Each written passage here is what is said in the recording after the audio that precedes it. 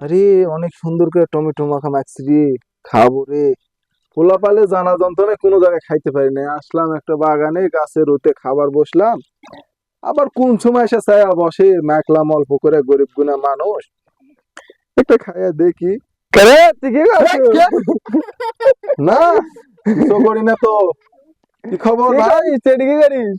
বসে তুই গল্প এই গাছতলা কি করিস? ক। গাছের সাথে গল্প এই করতেছি। গাছে দেখা গল্প করার মানুষ নাই তো, তুই গাছে গল্প করছিস? গল্প করার মানুষ থাকলে কি আর গাছের তলায় আসতাম রে ভাই?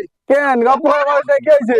গল্প করার মানুষ নাই দেখে গাছের তলায়, তুই কিসে গাছে এই জায়গায়? আমি এই যে একটু ভিড় যাবো। যা বিয়ে যা, যা। পিছনে না কি বে? পিছনে কিছু না ভাই, পিছনে কিছু না। না, দেখা লাগবো না। দেখি যা একটু ভাই, কি যা। এটা পিছনে কি আরে এত জ্বালা যন্ত্রণা করে, যা তো থেকে। দেখি একটু না কি না, না, না। খাবার দেখ না, না, না, কিছু না। দেখি দেখি আরে রে রে। কেরে তুই টমেটো মাখা কই পেলি?